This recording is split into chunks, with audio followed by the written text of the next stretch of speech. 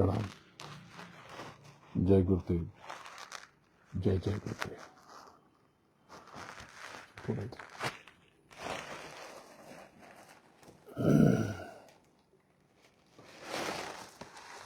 गुरु महाराज के चरणों में नमन करता हूं और आप सबको प्रणाम करता हूं। दाम की कमाई में आपको 3 हिस्से बताए गए। उस युक्ति के 3 पहलू हैं: सुमिरन, ध्यान और भजन। लेकिन इसके अलावा एक और युक्ति है, प्रार्थना। अब आप इसकी तकनीकी व्याख्या समझ लो। आपको स्वयं को बाहर और भीतर, यानी जड़ और चेतन, दोनों को एक बिंदु पर लेकर जाना है। यानी जहां पर जड़ और चेतन दोनों सहज हो जाएं, जहां पर जल, पृथ्वी, अग्नि, वायु, आकाश और साथ में सत्य, रजस और तमस ये एक सीध पे आ जाए, एक सीध में आ जाए। अब आप देर तक बैठने की कोशिश करते हो, पर ध्यान रहे, जबरदस्ती की एकाग्रता आपको केवल विघ्न देगी, आपकी देह में तनाव देगी और आपका मन सूरत के घाट पर बैठ नहीं सकेगा। जबरदस्ती बैठने का अभ्यास अच्छा नहीं है। जबरदस्ती बैठेंगे तो थकान भी होगी। आप बैठ जाएंगे 1 घंटा 2 घंटा तो शरीर अकड़ जाएगा और थकान हो जाएगी। तो पहले तो आप ये समझ लें कि ये देह मंदिर है।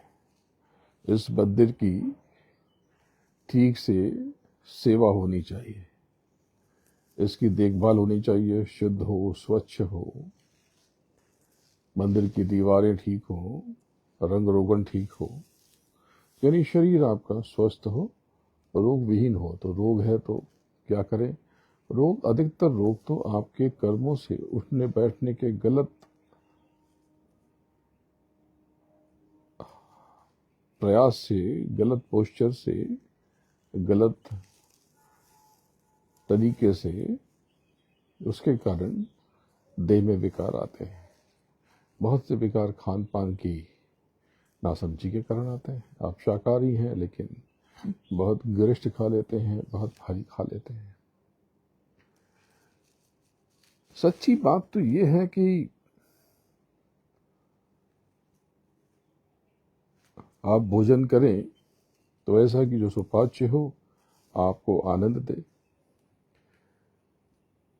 तो आप कहेंगे कि अच्छा नहीं लगता, तो अच्छा इसलिए नहीं लगता क्योंकि आपने मन को छूट दे दी, मन को इंद्रियों के घाट पर बिठा दिया, मन को इंद्रियों के घाट पर बिठा दिया। अब मन इंद्रियों के घाट पर बैठ करके अब ये करने लगा खुरापात। अब ये बेकाबू हो गया और बेकाबू होकर के ये लगा उठा पटक कर दें। इंद्रियों के घाट पर बैठ करके मन बहुत आक्रामक हो जाता है और बहुत खतरनाक हो जाता है। फिर वो साथ नहीं देता, और आपका मन अगर साथ नहीं दे रहा तो आप समझ लो कि आप स्वयं से जुड़ न सकोगे। जैसे आप दफ्तर जाते हो, काम पर जाते हो, लेकिन काम पर ध्यान नहीं है आपका, तो आप थक जाओगे। आपको काम में रस नहीं आ रहा तो आप थक जाओगे। यानी आपका शरीर कहीं और है और आपका मन कहीं और है। अब ये तारतम्य बिगड़ गया। अब इससे क्या प्रकट हुआ, क्या जन्मा, क्या उत्पन्न हुआ? इससे बना तनाव। इसलिए आप तनाव में रहते हो। आप तनाव में रहते हो, शरीर में तनाव प्रकट होता है, मन से भी थक जाते हो, कान में उंगली घुसा के बैठते हो तो कान का छिद्र, उससे जो मांसपेशियां दबती हैं, यहाँ पर दबाव बनता है और वो एक अलग दर्द का कारण बन जाता है। जबरदस्ती माला को रगड़ रगड़ के करने की कोशिश करते हो तो ये अंगूठा, क्योंकि आप इसका अभ्यास नहीं करते तो बहुत देर तक माला भी, सुमिरन भी नहीं कर पाते, क्योंकि आपने सुमिरन को माला फेरना समझा है। ऐसा नहीं है। सुमिरन यानी किसी माशूक को याद कर रहे हो। वो माशूक है आपका, वो पिया, वो सनम, वो सदगुरु, वो प्रभु। बस तड़प करके एक हुक के साथ उसे पुकारे और उसमें विलीन और विलीन हो जाए, तब तो बात बनेगी। तो तड़प चाहिए, पुकार चाहिए, कशिश चाहिए। जैसे आपका बच्चा अगर दूर रहता है, बेटा या बेटी, तो तड़प के फोन करते हो, बेटा क्या हुआ, 3 दिन तक फोन नहीं किया, बहुत याद आ रही थी। क्या आपको उस मालिक की याद नहीं आती? कभी तड़प कर उसको फोन नहीं किया आपने? तो फोन नंबर कैसे लगाएं? फोन तो आपके भीतर, बस उसे याद ही तो करना है। कहाँ हो तुम, जरा आवाज दो, हम याद करते हैं। कितना सरल है, कितना सुगम है, कितना सीधा है, आसान बहुत है। जब जब आप जबरदस्ती मन को रोकने की कोशिश करोगे, इससे तनाव पैदा होगा। आप खेलते हो, नृत्य करते हो, झूमते हो। लोग शादी वादी में घंटों नृत्य करते, तो नृत्य करके भी वो थकते नहीं है। बहुत से गायक कलाकार 2-2 घंटे तक लगातार गाते रहते हैं, 3-3 घंटे तक, वो थकते नहीं है। तो आप कहोगे कि उनको धन मिल रहा और इतनी भीड़ है, उनको आनंद आ रहा। हाँ, उनको आनंद आ रहा और उनकी देह और मन दोनों एक सीध पर आ गए, तभी तो निशाना लगता है। बंदूक में ये दोनों बिंदु जब आप मिलाते हो तो वो लक्ष्य बन जाता है, और लक्ष्य पर स्थिर करते हो, निशाना पक्का लगेगा। साधन भजन भी निशाना है। आपको ये युक्ति सीखनी पड़ेगी, ये तरकीब जाननी पड़ेगी, आपको ये समझना पड़ेगा। खेल खेलते हो, पूरे दिन खिलाड़ी खेलते रहते हैं और रात को फिर नाचते गाते भी हैं जीतने के बाद।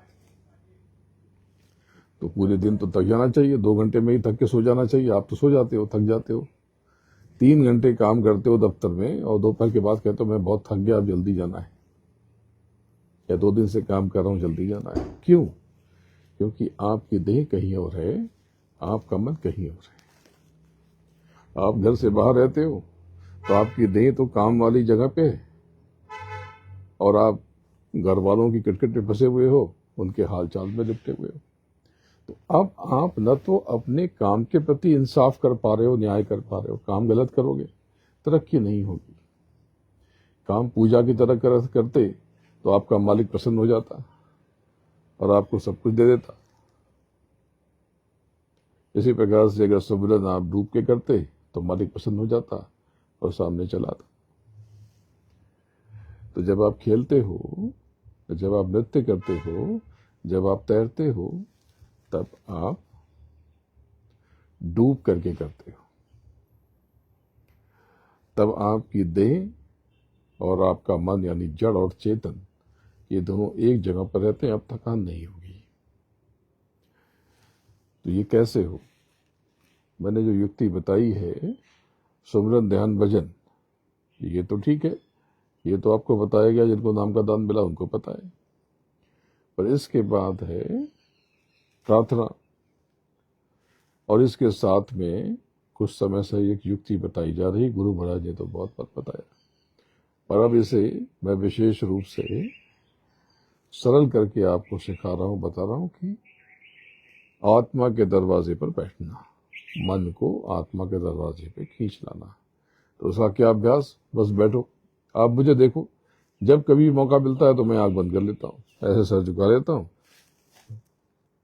तो लगता है कि किसी को नीचे देख रहे, या कोई कुत्ता बिल्ली आ गया उसको देख रहे, नहीं, बस अब दोनों दृष्टि सीधा सामने, क्योंकि जो मेरी देह है ये भी तो पंचभौतिक है, इसमें भी गांठ लगी हुई वहां पर, तो खोल दी अलग बात है, तो कभी तो लगी थी, और इसमें भी सब कुछ है, यहाँ पर भी मन बुद्धि चित्त और अहंकार है, इधर तो थोड़ा बहुत कोशिश तो करता होगा, कर नहीं पाता, क्यों? क्योंकि उसको अवसर नहीं दिया जाता। जैसे अभी आज के बाद, अभी सुबह से मैंने कोई बहुत कुछ खाया नहीं, भोजन ग्रहण नहीं किया, आवश्यकता नहीं पड़ी, सामान्य रूप से मैं सुबह सुबह फल खा लेता हूँ। तो आज एक जरा सा, मैं नवी मुंबई गुरुधाम से करीब थोड़ी दूर पर हूँ, घंटे भर की दूरी पर हूँ, ये जगह थोड़ा पहाड़ी क्षेत्र है, हमारे एक प्रिय उनका स्थान है, तो यहाँ पर जो महाराष्ट्र का जो मुख्य भोजन है वो बड़ा पाव, मिसल पाव, उसल पाव, जो यहाँ के लोग हैं वो जानते हैं, तो बहुत तीखा बनता है, तो मैं इतना खा नहीं पाता, तो जरा सा मैंने वो बड़ा चख लिया, बस आवश्यकता नहीं हुई, फिर पानी पी लिया, और उसके साथ में मन को बिठा दिया सूरत के घाट पर। तो कुछ प्रेमी आ गए यहाँ पर, तो उनसे बात हुई, तो अभी वो गए, अभी आ रहे, तो बस यहाँ पर जब अवसर मिलता है तो मन को सूरत के घाट पे बिठा देता हूँ। सूरत का घाट यानी आत्मा का दरवाजा, यानी दोनों आंखों का मध्य भाग। अब यहाँ पर मन को खुराक मिलती है, यहाँ पर शब्द के नजदीक आ जाते हैं, शब्द यहाँ पर शक्तिशाली हो जाता है। अब शब्द से मन का रिश्ता जुड़ गया तो बात बन गई, काम हो गया, काम हो गया। बस शब्द से मन का रिश्ता जुड़ जाने दो, अब मन जो है आपके नियंत्रण में, काबू में आ जाएगा। तो इस प्रकार से अभ्यास करो, तो देह को और अंतःकरण को एक साथ ले आओ, इन दोनों को एक साथ ले आओ, तो सरल हो जाएगा। इससे तनाव नहीं होगा, इससे देह में तनाव नहीं होगा। तो जब देह में तनाव नहीं होगा तो सब कुछ सरल हो जाएगा। तब नाम की कमाई में रस आने लगेगा। जब शब्द हल्का सा स्पर्श करेंगे आपको, तो आनंद अंतर में भर जाएगा और प्रेम का रस फूट पड़ेगा। जगत की चिंता करके चिंता चिंता चिंता मत करो, चिंता चिंता चिंता करोगे चिंता भर जाएगी। घर पे फोन करते हो, क्या हाल चाल है, तबियत, अरे क्या हो गया, यही प्रतिक्रिया होती है। अब बेचैन कि अरे पिताजी का स्वास्थ्य ठीक नहीं है, माताजी का स्वास्थ्य ठीक नहीं है, पति का पत्नी का स्वास्थ्य ठीक नहीं है, खराब स्वास्थ्य खराब स्वास्थ्य खराब स्वास्थ्य, ओफो ओफो ओफो। अब इससे क्या होगा? इससे अगर आपके जरा भी शुभ कर्म है तो वो शुभ कर्म स्वास्थ्य को और बिगाड़ देंगे, समस्या जो इतनी सी थी उसको इतना कर देंगे। अगर आपको ये सूचना मिलती है कि स्वास्थ्य अच्छा नहीं है, तो आप कहना ठीक है, कुछ दवा दी, इलाज किया, बोले कोई बात, इलाज कर दो, और मेरा कोई काम हो तो बताना। अगर आप घर में बैठ के ये सोचोगे कि स्वास्थ्य खराब है, स्वास्थ्य खराब है, स्वास्थ्य खराब है, कष्ट है, कष्ट है, कष्ट है, तो आपने तो कोई निवारण किया नहीं ना, बल्कि आपने बटन दबाया और आपके पुण्य फल फलीभूत हो गए और तनाव बढ़ गया, क्योंकि आपने कहा तनाव, तनाव, टेंशन, टेंशन, परेशानी, परेशानी। इसीलिए आप सब इतने सात्विक हो, धर्म कर्म करते हो, सत्संगी हो, या जो सत्संगी नहीं है, जो धार्मिक हैं, जो किसी भी धर्म को, पंथ को मानते हैं, वो कष्ट में क्यों है? क्योंकि घर फोन करते हैं तो पति ने कहा, पत्नी ने कहा, पिताजी ने कहा, माताजी ने कहा, या किसी और ने कहा कि बहुत मैं परेशान हूँ, तबीयत ठीक नहीं है। अरे बाप रे, भाई परेशान है, बहुत दुखी है, माँ बहुत दुखी है, दुख दुख दुख दुख, ऐसे करते हो ना, तो आपके एक भी पुण्य फल हुए। कर लो, तुम कर लो, कैसे करना है कर लो। तो अगर आपके एक भी पुण्य फल हुए तो वो पुण्य फल फलीभूत हो जाएगा और दुख आपके जीवन में बढ़ जाए। दुख आ जाए तो अच्छा, दुख है, कोई बात नहीं, ठीक हो जाए, कोई बात नहीं, दया हो जाएगी। अरे मालिक मेरे साथ है, मालिक तुम्हारे साथ है, चिंता क्यों करते? जब आप अंतर में बल दोगे, संबल दोगे, तो ये बल संबल आपके लिए ये स्तंभ बन जाए, सपोर्ट सिस्टम बन जाएंगे, सहारा बन जाएंगे। तो ये युक्ति की देह को और मन को एक जगह लाने की कोशिश करो। कोई काम अच्छा क्यों नहीं करते? काम खराब क्यों हो जाता है? भाई पढ़ाई में मन नहीं लगता, रिजल्ट खराब होता है। क्यों रिजल्ट खराब होता है? इसलिए कि आप जहां हो आप वहां नहीं हो, आपका मन कहीं और है, और आप जबरदस्ती एकाग्र करने की कोशिश करते हो, उससे तनाव हो जाता है और पीड़ा हो जाती है। तो क्या करें? रस पैदा करो। साधन में, भजन में, नाम की कमाई में, गुरु में कमी मत ढूंढो। कमी तो सबके भीतर है, क्योंकि गुरु का जो शरीर है वो जल पृथ्वी अग्नि वायु आकाश क्या है, उसके अंदर भी पसीना भरा है, मल मूत्र रट्टी पेशाब भरा है, उसकी देह में भी यही सब निकलता है। क्योंकि ये देह तो जी गंदी सी देह है। आप बाहर से क्यों देखते हो? बाहर से देखोगे तो आपको केवल भ्रम होगा, संदेह होगा। अगर भ्रम और संदेह हो तो ये सोचो कि वो मुझसे क्या ले रहे हैं, मैंने उनको क्या दिया है। जब हिसाब लगाओगे और पता करोगे तो हैरान रह जाओ कि गुरु ने केवल दिया ही है, प्रत्यक्ष रूप से या परोक्ष रूप से केवल दया ही की है। और प्रत्यक्ष भी बहुतों को दिया होगा, धीरे से, चुपचाप।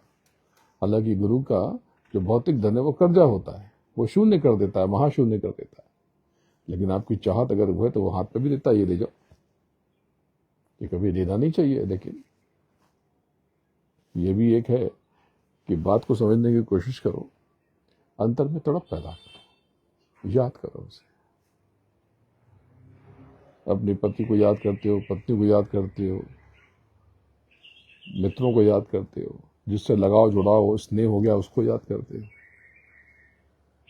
उससे ज्यादा शिद्दत के सब गुरु को पुकारोगे और दोनों आंखों के मध्य जो सूरत का घाट है, आत्मा का घाट है, आत्मा का दरवाजा है, वहां पर दस्तक दोगे, बात बन जाएगी।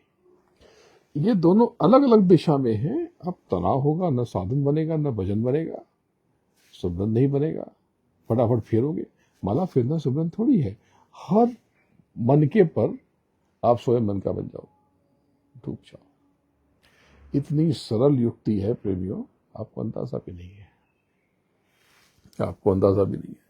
मैंने बताया कि कुछ लोगों ने पॉडकास्ट देखा और उन्होंने एक प्रेमी भूसावल के जो प्रेमी है, जो मेरे साथ पहली बार विदेश के लिए गए थे, विदेश यात्रा में गए थे, उनको फ़ोन किया। तो अभी मैं जब उत्तर महाराष्ट्र की यात्रा पर था काफिले में, तो उन्होंने बात कराई, तो लोगों ने कहा कि हमने तो ये अनुभव किया, ये अनुभव करते हैं। तो जब किसी अनजाने को अनुभव हो सकता है, आपको क्यों नहीं होता? तड़प में कमी है, शिद्दत में कमी है, पुकार और फरियाद में कमी है। इसे और धारदार बनाओ, गुरु कुछ नहीं लेता, केवल देता है, वो दाता है। इस भ्रम में मत रहना कुछ लेने आता है।